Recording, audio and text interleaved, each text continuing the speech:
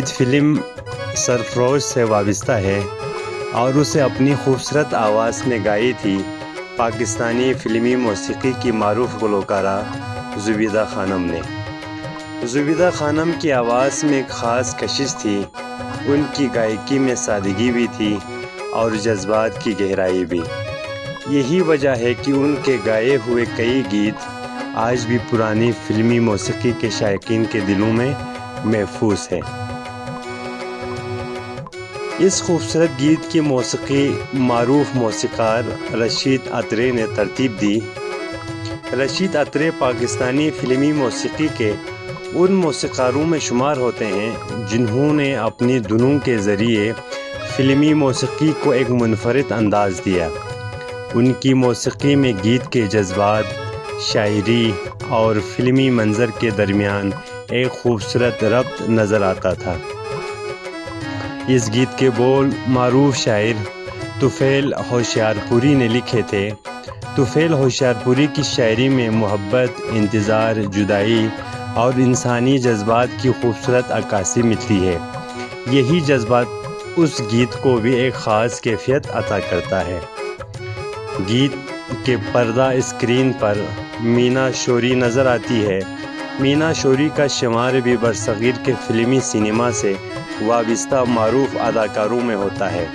ان کی موجودگی نے اس گیت کو فلمی منظر کے ساتھ جوڑنے میں اہم کردار ادا کیا۔ جب ہم آج اس فلم کے پرانے گیت دیکھتے اور سنتے ہیں تو ہمیں صرف ایک گانا نہیں ملتا، بلکہ اس دور کے سینما، لباس، اداکاری، موسیقی اور فلم سازی کی ایک جھلک بھی نظر آتی ہے۔ فلم سرفروش سے وابستہ یہ گیت ہمیں پاکستانی فلمی تاریخ کے اس دور میں واپس لے جاتا ہے جب فلمی گیت کہانی کا ایک اہم حصہ ہوا کرتے تھے۔ گیت کے ذریعے کرداروں کے جذبات کو بیان کیا جاتا اور موسیقی کے ذریعے وہ احساس ناظرین تک پہنچایا جاتا تھا۔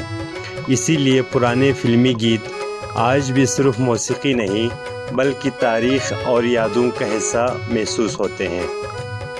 زبیدہ خانم کی آواز، رشید اترے کی موسیقی اور طفیل ہوشیارپوری کی شاعری کا یہ امتزاج اس دور کی فنکارانہ خوبصورتی کی ایک مثال ہے۔ ایسے گیت ہمیں یاد دلاتے ہیں کہ پاکستانی فلمی موسیقی کی تاریخ کتنی خوبصورت اور باصلاحیت فنکاروں سے بھری ہوئی ہے۔ وقت بدل گیا، فلم سازی کے انداز بدل گئے، موسیقی کے انداز بھی بدل گئے، لیکن سنہری دور کے بہت سے گیت آج بھی اپنی جگہ قائم ہیں، کیونکہ اچھی موسیقی صرف اپنے زمانے تک محدود نہیں رہتے، وہ نسلوں تک سفر کرتی ہے۔ تیری الفت میں صنم بھی انہی کلاسک گیتوں میں سے ایک ہے جو ہمیں ماضی کے خوبصورت فلمی دور کی یاد دلاتا ہے۔